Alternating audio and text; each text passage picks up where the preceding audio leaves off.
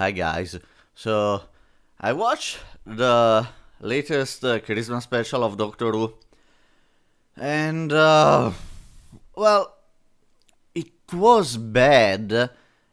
And the problem with that is that it could have been great, and that's worse because if it were bad and there were no redeeming quality about it, I was like, okay, I kind of expect that, so it's like, who cares? It's bad. We all know that the new Doctor Who is shit, so like, whatever. Uh, the problem with that is that instead it was actually a pretty good story. I like the story, I like a lot of the character, but then they threw it all to trash because of fucking politics and feminism and for fuck's sake, who cares? Okay, first thing first, let's begin with the good stuff. The good stuff is basically the chemistry with the three male character in this story. You have the first Doctor, the 12th Doctor, the Peter Capaldi one, and a captain from World War One. This is gonna be a spoiler-free version, so I'm not gonna say, oh, it happened this, it happened that. It's just, okay, the chemistry between these three characters is amazing. They are incredible actors, all three of them. I really love them. When they talk, there is so much passion between them. It's like, yeah, every time they talk to each other, it's like a little bit of funny thing, a little bit of dramatic thing. The captain was a very interesting character. It was selfless, right? Sorry. It was selfless. It was very brave, and I really love those three guys together. And you also have the first Doctor, who is also like a father figure to the 12th Doctor, and that's something that I never truly understand, that the younger Doctor are the one that basically are act in a like they are older than the one that are older. Like when you in the other special with the War Doctor, the 10th Doctor and the 11th Doctor, like the War Doctor was the most was the sage, basically, was the older one, but in reality Matt Smith was the older one, and he was the most childish of them all. But whatever. Again, the chemistry between those three is amazing. The story was really good. You also have some old character that you see from other episode, not only Bill Potts, and I really like the character that they bring back. I love that character. I kind of figured it out who he was before they show him, and so I also feel smart about it when they show him. I was like, oh yeah, I was right. And they also have, an interesting story, an interesting concept. Of course, they have to bring a black woman again as a very incredible genius scientist. Who cares? Whatever.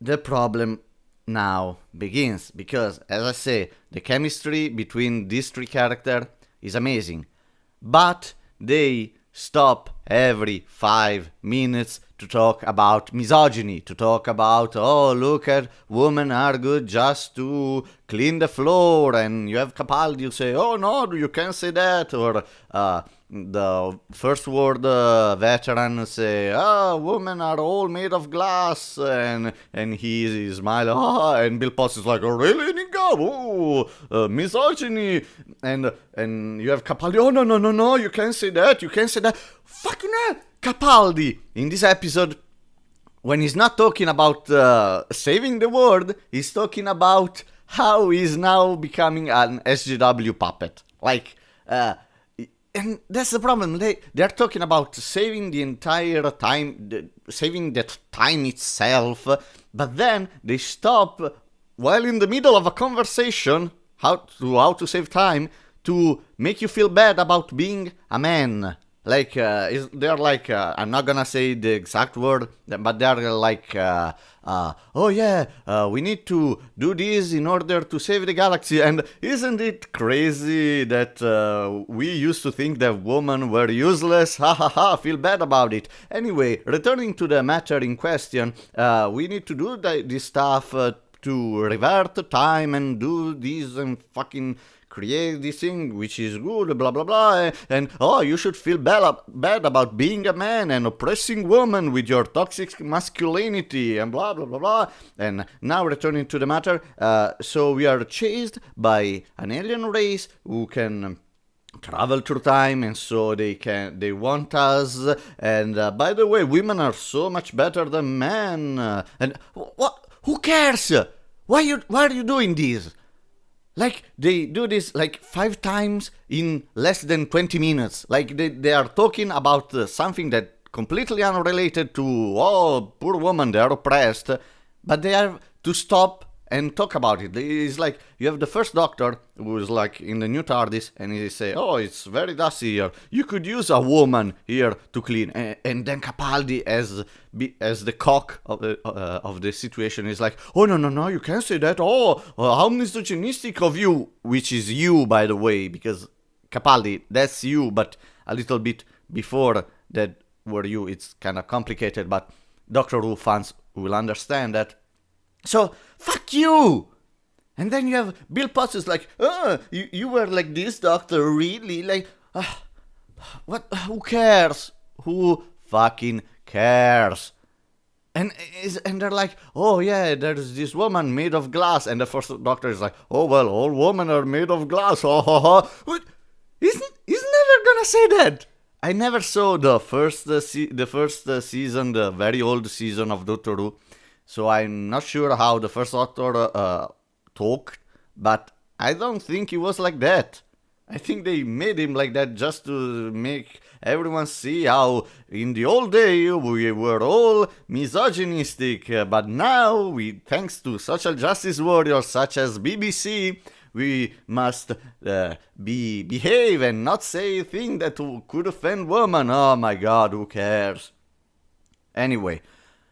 That was the first problem. The second problem was that basically in this episode you have this strange race. I'm not gonna say who they are, even though you can figure out who they are and what they want to do the exact moment they say their name. Like they say, our name is this, and I was like, oh yeah, so they're doing this thing for that reason. So they are like this and not like this and whatever.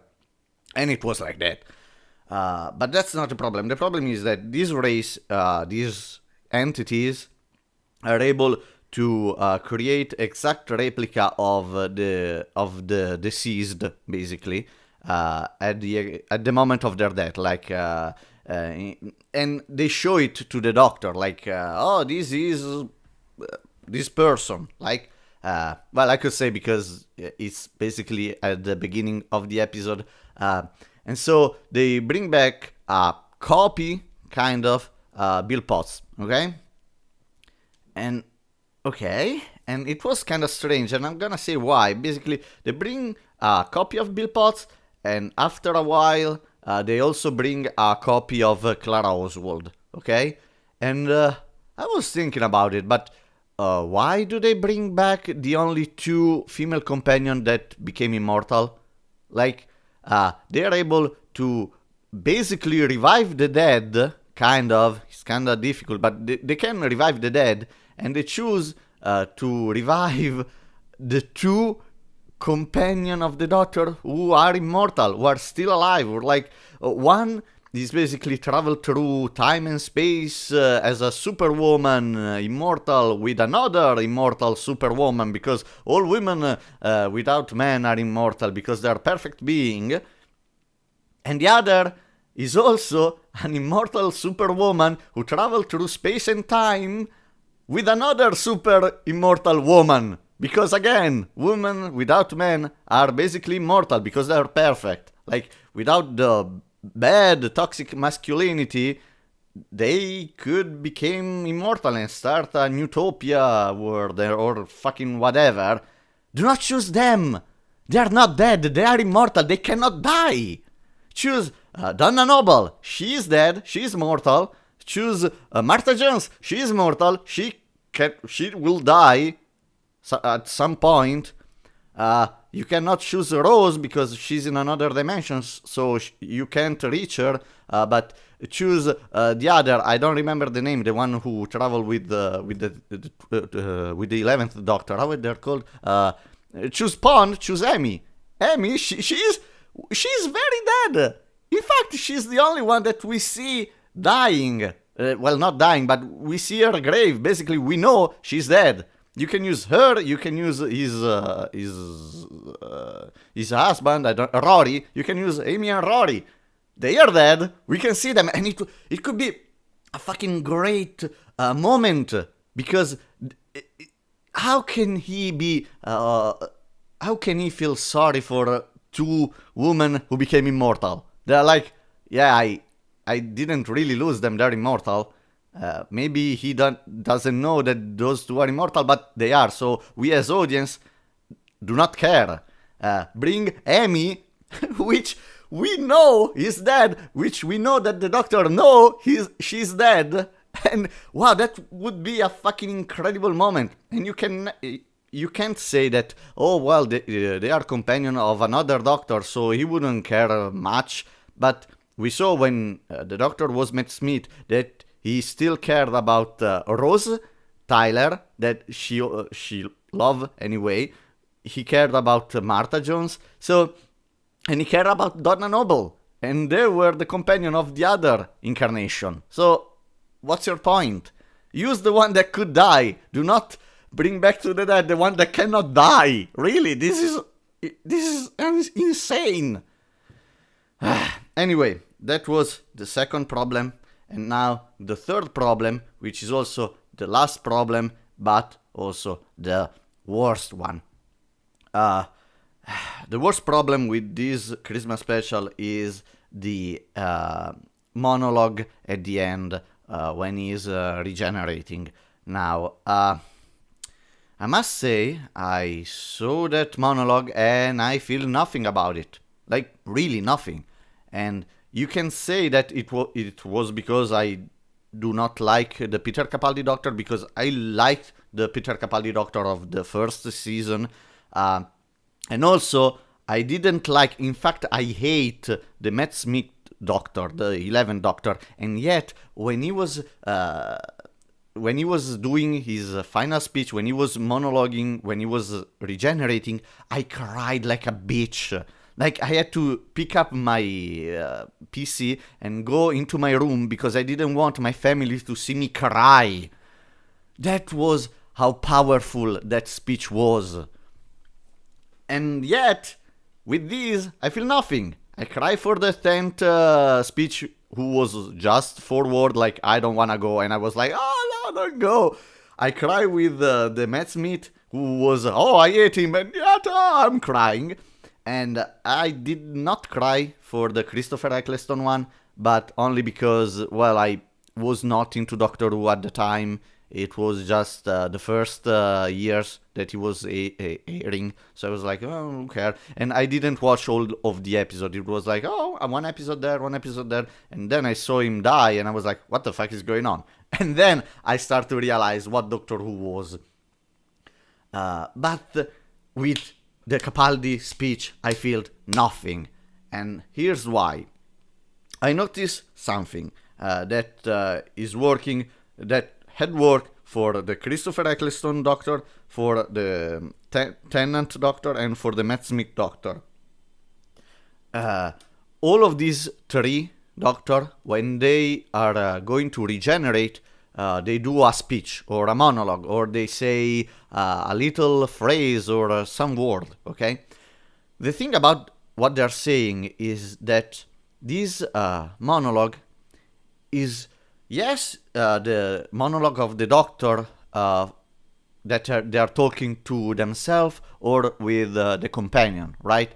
But it's also the monologue that the actor is doing for the audience. If you think about it, when the Christopher Eccleston was doing his final speech, it was the doctor who was saying to Rose, you were fantastic, and you know what? So was I, and it's an okay monologue. But at the same time, if you watch it on a different angle, it was also the Christopher Eccleston, the actor, who was saying to all of the audience, to all of us, to all the fans, you were fantastic. We have done something great together. We bring back from Oblivion a died TV series, and we made it work. You were fantastic to be with us. And you know what? So was I, because I, as an actor, bring back an incredible character, a very old character, and we made it through.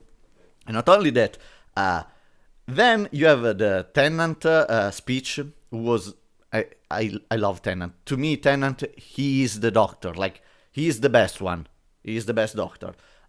So I'm kind of... I have a kind of a bias for him. But on his last sentence was, I don't wanna go. And he's the one who died alone, right? And it was so powerful. The real fan really cried at that moment.